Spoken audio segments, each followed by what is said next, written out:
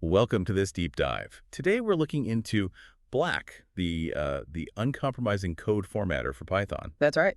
We're going to explore the core problem it solves, which, for Python developers, is often about inconsistent code styles. You Mhm. see it all the time, right? Can waste a lot of time and effort, even on solo projects, but especially in teams. Absolutely. And Black's whole philosophy is built around tackling that head-on with deterministic formatting. The idea is simple, really. No matter who wrote the code, run it through Black, and it looks the same. Which is a huge benefit for professionals. Yeah. It means less time arguing about style, less mental energy spent on formatting. Exactly. You get to focus on what the code does, not just how it looks, especially critical in team settings. So our goal here is to really unpack how Black works. We'll look at its architecture, its core functions, the design thinking behind it, and where it fits into your daily workflow as a developer. We'll touch on some deeper technical stuff too. Okay, sounds good. So where should we start? Maybe the internal structure. Yeah, let's do that. Looking at the code base, you can see it's pretty well organized. It's modular.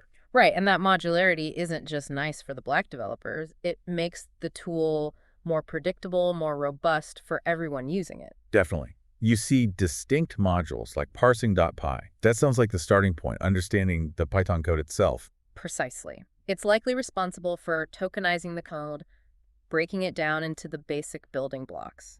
Python's own tokenized module might even be involved there. So it's not just looking at the text, it's starting to understand the syntax. Exactly. Yeah. And then you see files like nodes.py, lines.py, ranges.py, strings.py. Okay. That strongly suggests it builds some kind of internal structure from those tokens, probably an abstract syntax tree, an AST, or something very similar. So like a tree structure representing the code's hierarchy. Yeah, essentially a map.nodes.py would define the parts of that map. Lines.py manages the lines, ranges.py deals with specific code sections, and strings.py handles, well, strings which have their own rules. Makes sense. And once it has that structured view, is that where linegen.py comes in? To actually build the formatted output. That seems highly likely. It takes that internal structure, applies Black's rules, indentation, line break, spacing, and generates the final code you see. Okay. And tools like this need to be fast. I see a cache.py. Right. Performance is crucial. That module implies a caching system. So Black probably stores formatted versions of files. So if a file hasn't changed, it doesn't reformat it. Exactly, skips it, which is super important for things like pre-commit hooks where you want speed. Yeah, you don't want your commit held up for ages. Right. What about large projects with many files? That's likely where concurrency.py fits in, using multiple CPU cores. Black has that workers option. Right. This module probably handles farming out the formatting jobs to different processes or threads to speed things up significantly. Okay, smart. And feedback. How do you know what it did? Report.py. Seems like it. You've got those quiet and verbose options. So this module likely generates the output saying formatted file X, skipped file Y, error in file Z, tailoring the detail level. And finally, configuration. Black is opinionated, but there must be some settings. I see mode.py, schema.py, and a JSON file. Yeah, while the core style isn't very configurable, mode.py might handle things like the target Python version or the line length setting. The key thing, though, is schema.py and that JSON schema. What do? They define and validate all the configuration options. It makes the configuration robust, self-documenting almost. You know exactly what you can set, and that Black will understand it. So putting it all together, it's like a pipeline. Parse the code, build an internal model, format it using line generation. With caching and concurrency speeding things up. Reporting telling you what happened, and the schema managing the settings. That looks like the flow, yeah.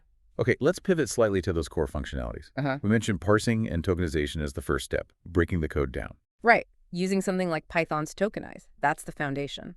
And then building that intermediate representation, the AST or similar. Yes, that structured view is critical. It lets Black understand the relationships in code, not just the text sequence. That's how it can format intelligently. And then it applies the rules, the famous Black style guide. Exactly. The rules for spaces, not tabs, for indentation. The 88-character line length preference. Spacing around operators, commas, parentheses, how it handles string quotes. It's all defined. The goal being that uniform look. Total uniformity. Then linutil.py takes that styled internal model and figures out the final line breaks and indentation to make it readable within the rules. And again, the caching, cache.py, kicks in to potentially skip files. And concurrency.py runs things in parallel if possible. While report.py gives you the summary, and the configuration from the schema fine-tunes things like which files to even look at. Mm-hmm. The big takeaway here seems to be the automation and the determinism. It just does it, and it does it the same way every single time. Absolutely. No more manual style fixing, no more debates about where a comma goes. Consistency, guaranteed. Let's talk about that uncompromising opinionation. It's a core part of Black's identity, isn't it? It really is. It's a deliberate choice. The idea is to completely eliminate those bike-shedding arguments about style. Bike shedding. Arguing endlessly about trivial details. By having one fixed style, Black forces everyone onto the same page. It might feel restrictive at first if you're used to tweaking every little rule. But the payoff is consistency. Exactly. Massive consistency across projects, across teams. Looking at the structure, we can see some design patterns emerging too. Yeah. We mentioned the pipeline idea. Yeah, data flowing through modules. Parse, structure, format.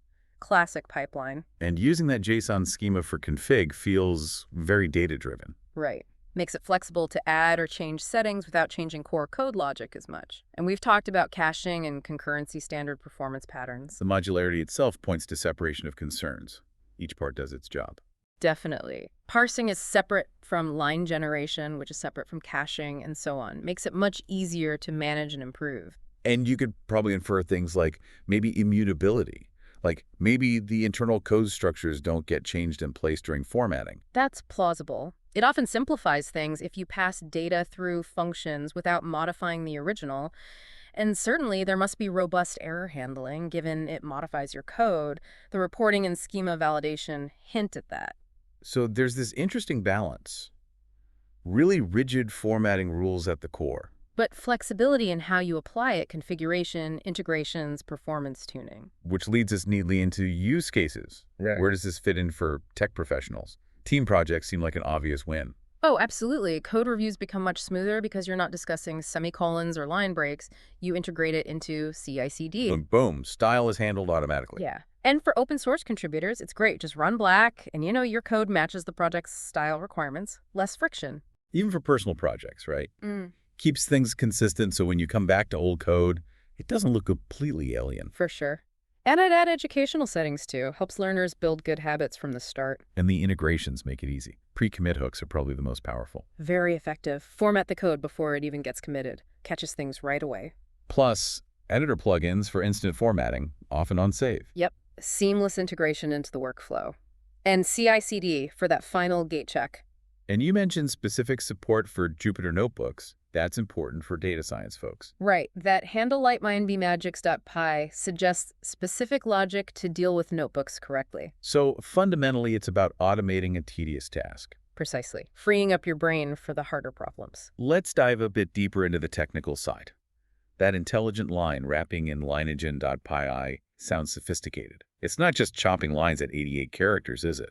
No, definitely not. It has to understand the code structure.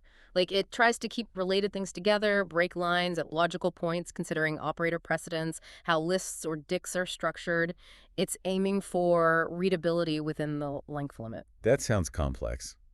And handling comments and strings, comments.py, strings.py, also seems tricky. Very. Comments need to stay with the code they refer to even after reformatting. Strings, especially multi-line ones or if strings, need careful handling so their content isn't changed and the quotes are consistent. And that link between the raw tokens from parsing.py and the higher-level AST structure, that seems key. It is. Black needs both. The tokens provide the raw material, but the AST provides the context to make smart formatting choices. It's understanding the meaning, not just the characters. We also touched on the robust configuration validation using the JSON schema. Yeah, that ensures you don't accidentally give Black invalid settings. It makes configurations safer and easier to understand. And the concurrency implementation, concurrency.py, likely uses some clever process or thread management. Especially to handle I/O efficiently when writing many files. It needs to manage those workers well. Python has so many ways to write things, complex expressions, nesting, decorators, type hints. Black has to handle all that. It does. The modularity suggests there's dedicated logic, maybe in brackets.py or elsewhere, to handle all these different constructs correctly and consistently. Edge cases are important.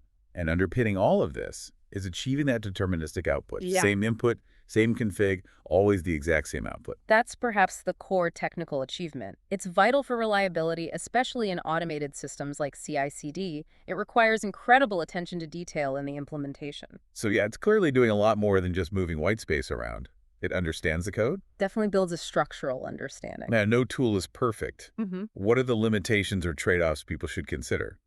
The opinionation is the big one, right? It is. If your team has a very different established style, adopting Black means accepting Black's way.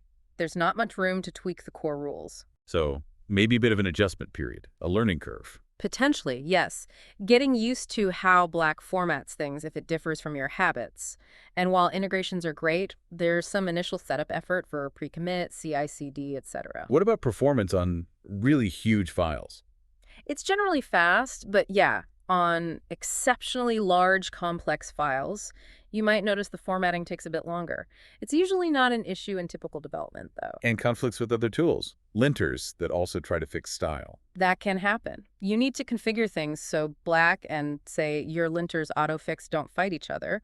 Often, you let Black handle formatting and configure the linter just to check for other issues. Is it mainly for standard Python? What about unusual syntax? It's primarily built for standard Python. It has that special handling for Jupyter, but if you're using heavily customized syntax or DSLs embedded in Python, results might be unpredictable. And finally, Python keeps evolving. Black needs to keep up. Absolutely. New syntax comes out, Black needs to be updated to understand and format it correctly, so staying updated is important. Okay, so these are things to be aware of, but maybe not deal breakers. Generally, yes. For most teams and projects, the benefits of consistency and automation heavily outweigh these considerations. So wrapping up, Black really is a powerful tool for Python developers. Saves time, enforces consistency. No doubt. Who should really be looking at using it? I'd say any development team wanting consistent style and smoother reviews, open source contributors, definitely, individual developers who value clean code over time, and anyone using CI/CD for quality gates. And what's the best way to get the most out of it? Integrate it early if you can.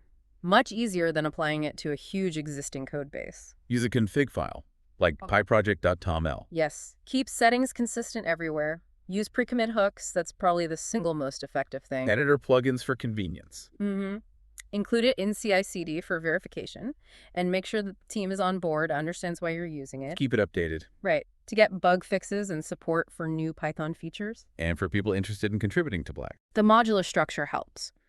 Areas like supporting new syntax, improving line wrapping logics, performance tweaks, adding more tests, those are likely good places to look. So understanding how Black is built really helps you use it effectively. Absolutely. Knowing the principles behind it helps you leverage it for cleaner code and hopefully a more harmonious development process. So maybe the final thought for our listeners is, think about how much time your team, or even just you, spends on code formatting issues. Could adopting an uncompromising tool like Black free up that time for the really challenging problems? It's definitely worth exploring for your own projects.